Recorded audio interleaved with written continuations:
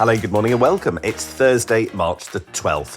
Oil is back over the $100 a barrel mark after Iran escalated its attacks across the region and warned of a long war of attrition that could throttle global energy supplies. Senior government sources now accept that in time, lots of different options might have to be put on the table to help ease the looming crisis. My name is Sam Coate of Sky News. And I'm Anne McElvoy from Politico. Turmoil at home, more abroad, attacks on vessels in Iraqi waters, and fears that the release of oil stockpiles might be insufficient given the scale of the crisis, all pushing up the price of oil. That's a red flag, meaning global inflation and domestic price rises too in the next weeks. 32 countries yesterday agreeing to release the equivalent of 4 days of reserves of oil, but that does not seem to be having much of an impact on traders, and there is talk that oil could go towards $200 a barrel unless there is a change of direction. And as this happens on the global stage, look, you could already see the impact back at home. In the last 24 hours, data on the mortgage market, lenders are withdrawing products at pretty much the same levels that they were after the mini budget in 2022. The average rate of two-year fixed deals rose above 5%. This is eye-watering for those that need to refix their mortgage, and that will be worrying those in the Treasury and in number 10 who are concerned about the cost of living. How robust is the government really to cope with everything that's hitting us at the moment? I think that energy has been a bit sapped by the release of the Mandelson files yesterday. For me, one of the biggest consequences was to cast doubt on the relationship and the trust between Keir Starmer and his national security advisor, Jonathan Powell, who, it transpired, had concerns about the Mandelson appointment, but others' voices were clearly louder, and Keir Starmer went with it. We've been talking all this week also about the friction between the UK military establishment and number 10, and we'll go into that in just a moment. Now, there's a lot going on because of Iran, which is everybody's top focus. Do you want to kick off with where we are with the Foreign Secretary? Yes, the Foreign Secretary. She doesn't get many days at home at the moment, does she? Yvette Cooper is the first UK politician on the ground in the Gulf since the war erupted last week. Her exact location, Playbook saying is under wraps, but aides saying she will be meeting leaders in the region and talking about diplomatic and military paths to stability. All is not yet lost on that front, it would appear, at least in their minds. She arrives, however, as tensions are growing. One person killed in an Iranian attack on 2 tankers in Iraqi waters. 3 commercial ships hit by unknown projectiles in the Strait of Hormuz. And the US said it had eliminated 16 mine-laying vessels in the area. The challenge here, Sam, because you mentioned the preparedness or otherwise of the UK for this situation, is that the only mine hunter in the Gulf departed the region a few days before the war kicked off. The Times has that story. It went back to Portsmouth on Sunday to have work done on it. Other vessels are tied up guarding the nuclear deterrent. And what all of this says about combat readiness, or the opposite, is roiling Whitehall. There's a fascinating piece in The Spectator from Tim Shipman, saying that number 10 has all but lost faith in Air Chief Marshal Sir Richard Knighton, the Chief of the Defence Staff, who was brought in to balance the books, but with very limited combat experience. What are you picking up on that? Well, that really builds on material that we've been talking about a couple of times this week, that the new CDS, the new-ish Chief of the Defence Staff, has just not necessarily provided the advice that number 10 would want. The Shipman piece picks up on a particular anecdote from a couple of weeks ago about how Jonathan Powell asked Knighton whether Britain should send warships to the Eastern Mediterranean, including the aircraft carrier, the Prince of Wales, which has been at the centre of this drama the last few days. And Knighton's reported to have replied, "We don't need the carrier. We don't need the Navy. We have an aircraft carrier. It's called Cyprus." Of course, the lack of sending big, sort of heavy, our sort of biggest assets to Cyprus and the region enraged that country and Jordan and the UAE, because it looked like we weren't putting in the effort to help those countries that are traditional allies. And there is something to this idea of the theatre of war as opposed to the sort of spectacle of war, as opposed to just the sort of use of munitions, and showing your assets at times of turbulence is thought to be important. And the question is whether or not Sir Richard Knighton understands that. No suggestions that he's going to lose his job, although the Shipman piece suggests that maybe he won't serve out his entire term. Government spokesmen who like rubbishing things do so to some of this, but only in a very general way. They say the allegations are incorrect and ridiculous, and say that he is hugely respected across defence and government. As with what happened last week with the sort of one background government source denying a quite detailed piece of reporting, and then actually all the details turned out to be true. I'm going to put a health warning on general number 10 rubbishing of stuff, because I think that's quite low credibility at the moment. And how damaging do you think all these briefings are? I think the fact that this tension with Sir Richard Knighton is so widely known about in Whitehall and discussed in the armed services in general makes it a bit silly to deny it, as you point out, if the denial can't be more specific. And the Shipman piece has given us deep detail on what is known to be a rather tense set of relations. Jonathan Powell and other officials appealing for a range of options to put before Keir Starmer in this scenario that you've laid out for us. Sir Richard apparently refused, or at least, should we say, didn't do so, leaving number 10, according to a quote there, very, very cheesed off in the Shipman piece.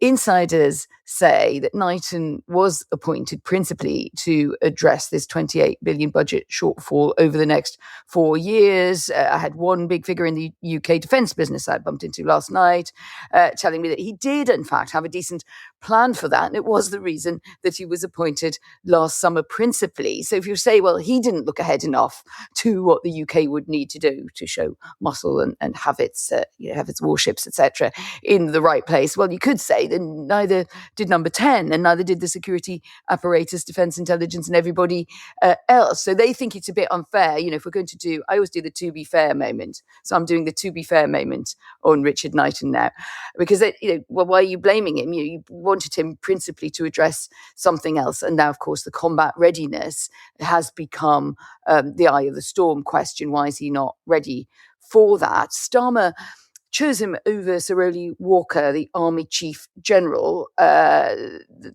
former SAS commander, a real toughie with extensive operational experience. As one friend of his said, he could kill you with a biro pen in 10 seconds, which I think is always a recommendation for working in Whitehall these days. But, the fact is, would it have been different? SAS and sort of land army people also have certain biases in the way that they approach things. Either way, it's turned into a mess. Richard Knighton must feel very much under attack here for not having got us to where we needed to be. But, the question comes back. Can number 10 always say we appointed the wrong person and now they've done the wrong thing? Or do they just have to muddle through? Issue for number 10 is that we've just seen this record play out before, where people get thrown under the bus a little bit too often. And because we can recognise a trope, that's where the danger lies with that. By the way, Anne, before we crack on, there is a bit of military snobbery around people who talk about figures like Knighton. And it goes like this. And I've had this conversation this week, that they delineate between people like Knighton without that much operational experience and some of the other service chiefs. But the way that they do it is they go, well, of course, the other service chiefs, well, they've probably all killed people themselves, unlike Knighton, who hasn't. This is sort of extraordinary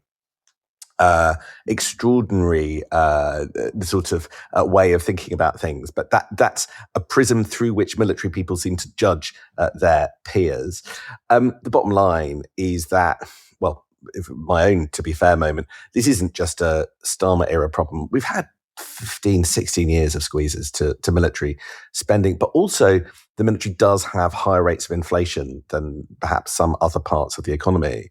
And as John Bew, the historian who's advised every government from Boris Johnson to this one, writes in the New Statesman this week, there is currently no route to higher defence spending, which is inevitable unless the nation is content to continue on a path towards greater insecurity and irrelevance without major cuts elsewhere in the public spending stack.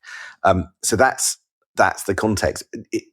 In his really rather bleak but piece, which I strongly recommend, he's basically making a bigger argument that the current social contract overall, around welfare and health and pensions, is unsustainable on current levels of growth, and it all needs to change. And we need to ride the back of kind of technological change and the change in the economy to do that.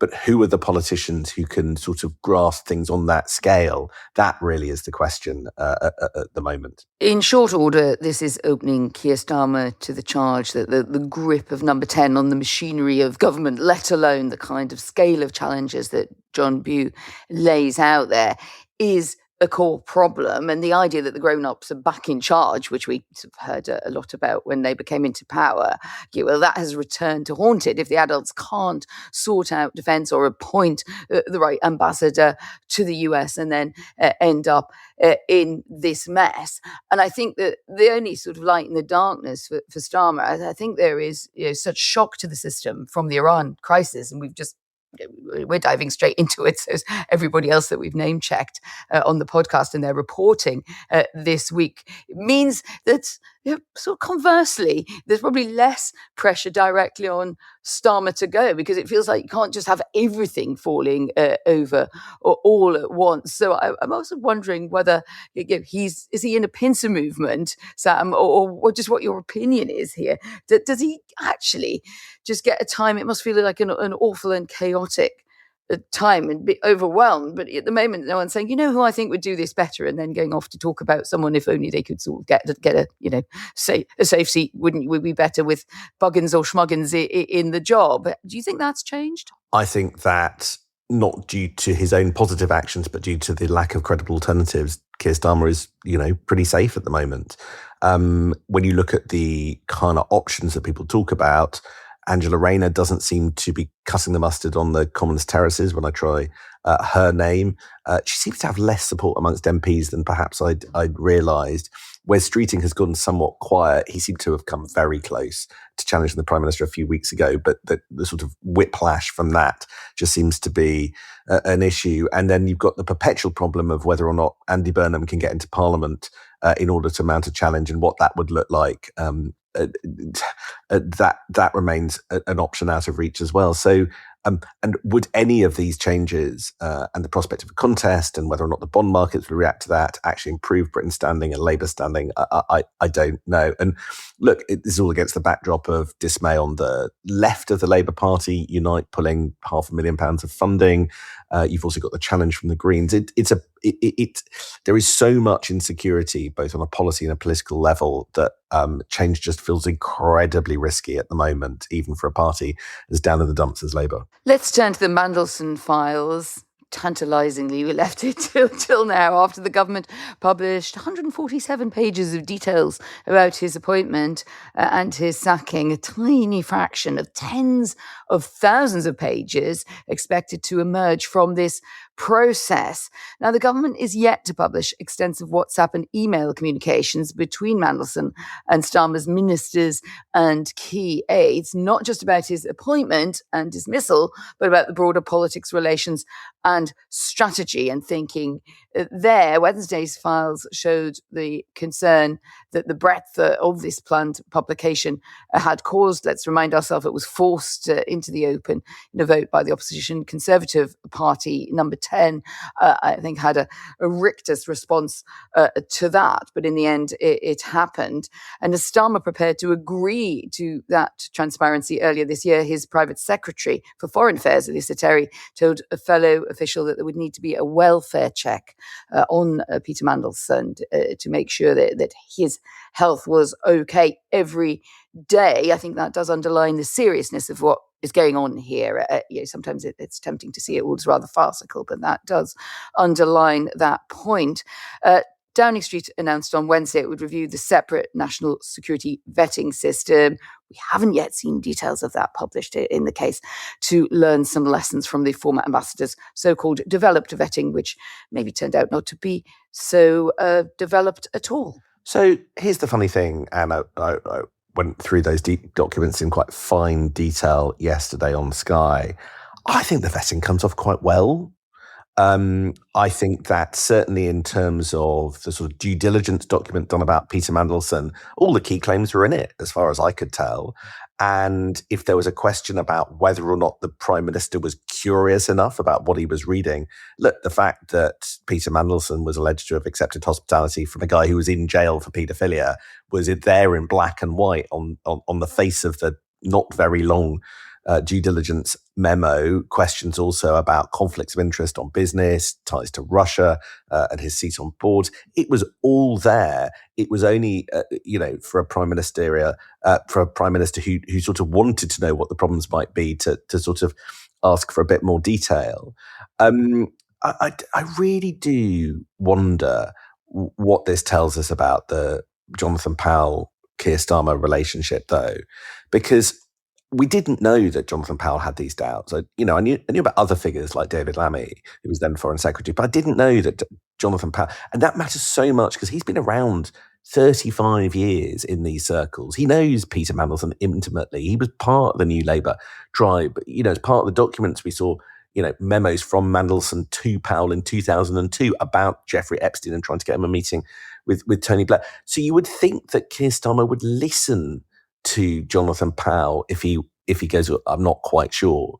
Instead, Powell just went to McSweeney. McSweeney turned around, according to the sort of minuted notes, and just said, look, we've dealt with all the issues, and on the appointment proceeded. But that didn't feel like the sort of hierarchy quite worked.